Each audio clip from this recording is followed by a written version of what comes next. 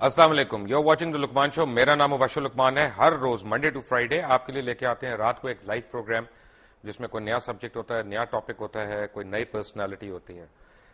کافی عرصے سے مجھے کافی لوگ کالز بھی کر رہے تھے اور پوچھ بھی رہے تھے کیونکہ رمضان المبارک کا مہینہ ہے اور لوگ کہہ رہے تھے کہ جی آپ کوئی ایسا پروگرام کریں جس میں ہمیں دین کے متعلق بھی کچھ سیکھنے کو ملے یا کچھ علمیت میں ہماری اضافہ ہو. جب بات یہ ہے کہ کافی علماء کا یہ خیال ہے کہ دین بھی، سیاست بھی اور ہمارے اپنی جو روزمرہ کی زندگی ہے وہ ایک ساتھ چلتے ہیں، تو ہم نے کہا ایک ایسا پروگرام مرتب کرتے ہیں کہ جس میں کچھ نہ کچھ ان تینوں کا عنصر آ جائے. پرابلم کیا ہے، میں اس سے پہلے کہ میں اپنی پرسنالٹی کو انٹروڈیوس کراؤں کیونکہ ان کا اتنا بڑا نام ہے کہ میں نے ایک دفعہ ان کو انٹروڈیوس کرا دیا تو اس کے بعد مجھے ڈائریکٹ ان سے بات کرنا پڑے گی، میں آپ سے نہیں کر سکتا. پرابلم یہ ہے کہ قرآن مجید بہت خوبصورت کتاب ہے، اللہ تعالیٰ کا تحفہ ہے، اللہ تعالیٰ کا معجزہ ہے، لیکن قرآن مجید کی انٹرپریٹیشن جو ہے اس کے اوپر بہت سے کوسچن مارکس ہیں کیونکہ کافی لوگ اس کو اپنی اپنی مرضی اور اپنی اپنی مصلحت اور اپنی اپنی عقل کے مطابق انٹرپریٹ کرتے ہیں. اب آپ اس کی مارکیٹنگ اگر دیکھیں in marketing terms, modern terms, تو اس میں ہے کہ جیسے جنت میں ٹھنڈی ہوائیں چل رہی ہیں، دودھ کی نہریں ہیں یا شہد کے ڈھیر لگے ہوئے ہیں. تو اگر کوئی شخص سائبیریا میں ہے تو اس کو ٹھنڈی ہوائیں جو ہیں وہ زیادہ متاثر نہیں کرتی بلکہ اس کو ان سے کپ کپی آتی ہے. کوئی شخص ڈینمارک میں ہے تو اس کو دودھ جو ہے وہ ایکسائٹ نہیں کرتا، وہ ہر سال دودھ ڈمپ کرتے ہیں وہاں پہ. اسی طرح سوئٹزرلینڈ میں پیدا ہونے والا جو ہے وہ جو ہے شہد سے زیادہ ایکسائٹ نہیں ہوتا، وہ چاکلیٹس کھاتے ہیں، ایکسپورٹ کرتے ہیں پوری دنیا میں. تو ہوتا یہ ہے کہ ہماری اس طرح کی جب ہم مارکیٹنگ کرتے ہیں تو مشرق سے لے کے مغرب تک جو ہے اسلام اس کا بول بالا، لیکن نارتھ سے ساؤتھ تک ہمارا اسلام کا نام ہمیں نظر نہیں آتا. اسلام کی مارکیٹنگ میں وہ کون سے ایلیمنٹس ہیں یا اسلام کو پروموٹ کرنے میں بہتر لفظ پروموٹ کرنا ہے، وہ کون سے ایلیمنٹس ہیں جن کو ہم مس کر رہے ہیں یا جن کو ہمارے سو کالڈ علماء غلط طور پہ استعمال کر کے دین سے لوگوں کو دور کر رہے ہیں. To discuss these questions and to address some of the major issues we have a very big name from Pakistan, doctor Israr Ahmed. Doctor صاحب السلام علیکم. وعلیکم السلام ورحمۃ اللہ. ایک تو ویسے مجھے آپ سے ڈر لگتا ہے، اوپر سے آپ جو ہے وہ پہن کے بھی سفید سب کچھ آ گئے ہیں جیسے کفن باندھ کے آ جاتا ہے آدمی. ڈاکٹر صاحب ایک ویسے سر سے نہیں باندھا جی کفن، سر سے نہیں باندھا. یہی تو ہم کہتے ہیں ہمارے علماء جو ہیں وہ خود اپنے سر سے کفن نہیں باندھتے، دوسروں کے بچوں کو بھجوا دیتے ہیں آگے ادھر ادھر. ڈاکٹر صاحب ذاتیات سے شروع کریں، سیاسیات سے شروع کریں، معاشیات سے کریں، جیسی مرضی آپ کی، آپ جو بھی مناسب سمجھیں میں حاضر ہوں. اچھا مجھے یہ بتائیں، مجھے ایک بات پتہ چلی آج میں آپ کے یعنی آنے سے پہلے میں کچھ مختلف لوگوں سے پتہ کر رہا تھا ڈفرینٹ چیزیں، تو مجھے ایک بات پتہ چلی اور بڑے وثوق سے پتہ چلی کہ آپ نے ایک دفعہ اپنی مسجد میں غامدی صاحب کا داخلہ منع کر دیا تھا. اس کی کیا وجہ تھی؟ میں نے منع نہیں کیا تھا، اصل میں وہ وہاں آ کر جو ہے کچھ ایسی حرکتیں کرتے تھے کہ جس سے وہاں انتشار پیدا ہوتا تھا. تو ہمارے ایک صاحب نے اپنے طور پر جا کر ان سے کہا تھا کہ آپ ایک طرف تو ڈاکٹر اسرار کو کہتے ہیں جاہل ہے اور گمراہ ہے، تو آپ یہاں کاہے کو آتے ہیں؟ تو بس اس کو انہوں نے سمجھا کہ گویا کہ یہ میرا حکم آیا ہے، لیکن میں نے کوئی روکا نہیں تھا. آپ نے میسج نہیں بھجوایا تھا ان کو؟ حالانکہ وہ آپ کے مسجد کے ساتھ رہتے تھے بالکل وہاں پہ، کافی دور رہتے تھے، وہاں سے ان کے بالکل پاس تو مسجد تھی ای نہیں. وہ بلاک. گائے کرائے پہ لے کے تو نہیں آتے تھے نا، وہ جس طرح آتے تھے وہ 2 منٹ کی ڈرائیو تھی ان کے لیے. جو بھی تھا، لیکن یہ کہ بہرحال وہ ایک مسجد چھوڑ کر میرے پاس آتے تھے. مسجد ان کے پاس تھی ای بلاک ماڈل ٹاؤن کی آپ قریب کی میں. شخصیت اتنی محصور کون ہے کہ ان کو آنا پڑا؟ لیکن ان کے لیے میں نہیں ہوں، وہ مجھ سے بہت بنیادی اختلافات رکھتے ہیں تو ہم اور مجھے ان سے بہت بنیادی. تو ہمارے جو پیروکار ہیں ان کو ہم یہ حق دیتے ہیں کہ کسی کو بھی مسجد میں داخلے سے منع کر دیں؟ نہیں، میں نے منع نہیں کیا آئے، لیکن یہ کہ کوئی وہاں پر ایسی ایکٹیویٹی نہ کرے.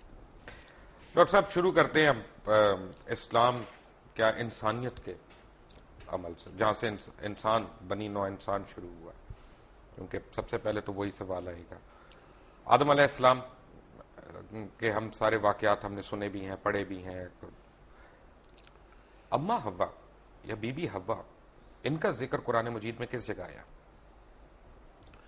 قرآن مجید میں آیا ہے دونوں سے خطاب کر کے کہ اے آدم، تم اور تمہاری بیوی دونوں جنت میں حوا رہو. کا نام تو نہیں آیا. حوا کا نام نہیں ہے.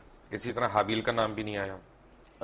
حابیل کا نام بھی نہیں ہے. دو اسی طرح بھائیوں قابیل کا نام بھی نہیں ہے. نہیں، لیکن یہ واقعہ ہے. اچھا تو یہ واقعہ بھی نہیں آیا کہ ہم نے حوا کو آدم کی پسلی سے بنایا؟ یہ نہیں، قرآن میں نہیں ہے. یہ ایک حدیث میں یہ بات الفاظ قرآن مجید جو انسانیت کو شروع ہونے کا بتا رہا ہے اس میں یہ کوئی واقعات نہیں ہے. قرآن میں تو یہ بھی نہیں آیا کہ آدم علیہ السلام پہلے پیغمبر ہے. نہیں، قرآن مجید میں آیا نا کہ جب ان سے کہا ان کا پیغمبری کا نہیں آیا. نہیں، اتر جاؤ. نہیں، اما یاتینکم منی ھدی، جب جب میری طرف سے ہدایت تمہیں آئے گی. گویا کہ اس کے پہلے سے اعلان تھا کہ ہدایت آتی رہے گی، اور وہی ہدایت وہی کی ہدایت ہے. جس کو وہ ہدایت آتی تھی وہ نبی ہوتا تھا. اصل میں قرآن مجید جہاں تک ہماری اور ویسے بھی قرآن مجید میں ایک مقام پر ان اللہ اصطفیٰ آدم و نوحا وآل ابراہیم وآل عمران علی العالمین، تو جہاں انبیاء کا ذکر ہے ان میں سب سے پہلے حضرت آدم کا ذکر ہے سورہ آل عمران میں.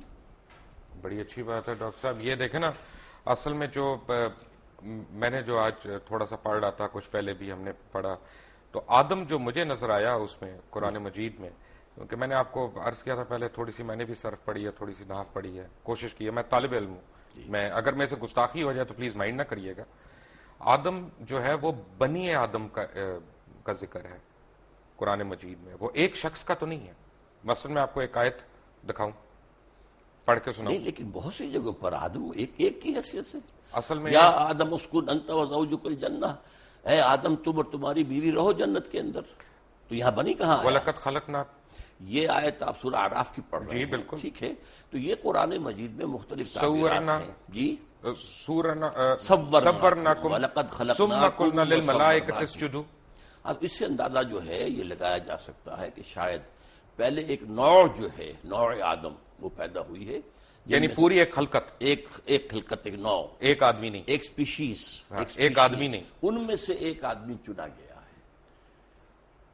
یہ ہے در حقیقت اس آیت سے جو بات نکلی. تو جو ہمارے ذہن میں کانسیپٹس ہیں کہ آدم علیہ السلام، بابا آدم جس طرح ہم کہتے ہیں اپنی کہانیوں میں، ہماری ٹیکسٹ بکس میں لکھا ہوا ہے، اور اما حوا اور یہ اور پسلی سے نکلنا، یہ سب غلط ہے. پسلی سے نکلنے کا قرآن میں کہیں کوئی ذکر نہیں ہے. اور یہ غلط ہوا نا پھر. اب میں نہیں کہہ سکتا، لیکن یہ کہ قرآن میں ذکر نہیں ہے اس کا یہ مطلب اگر ڈاکٹر صاحب قرآن میں نہیں ہے تو غلط ہے. قرآن مجید میں اگر ذکر ہی نہیں ہے تو غلط ہوا نا. نہیں، ضروری نہیں ہے. قرآن میں ہر شے تو نہیں ہے.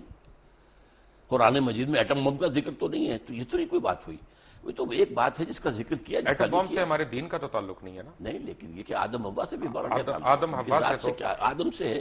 آدم نبی تھے. کون سی حدیث میں ذکر ہے حوا کا؟ کس کا؟ بی بی حوا کا.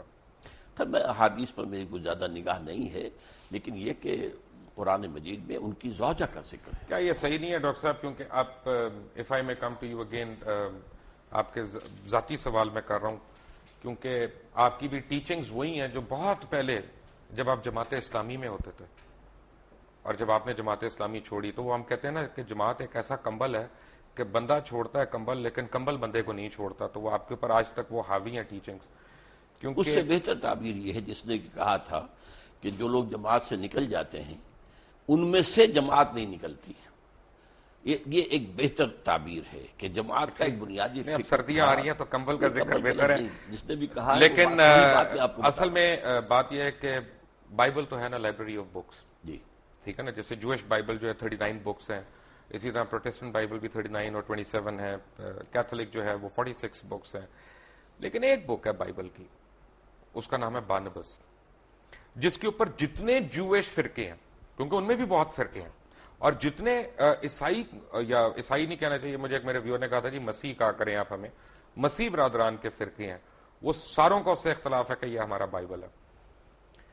کیونکہ اس بائبل کا مقدمہ جو ہے مولانا سید ابو الاعلی مودودی نے لکھا، اور انہوں نے اس کو پاکستان میں بھی انٹروڈیوس کیا. اور اس بائبل میں اس طرح کی بڑی کہانیاں، اور یہ جو ببلیکل سٹوریز ہیں، ان کو آپ لوگوں نے اور خاص طور پہ جماعت کے اولین لیڈرز نے ہمارے مذہب کا حصہ بنا دیا. میں معافی چاہتا ہوں. پہلی بات تو آپ نے یہ کہی کہ بائبل کی سٹوری ہے، برنباس کو انکلوڈ نہیں کرتے یہ بائبل میں، کوئی نہیں کرتا. وہ نہیں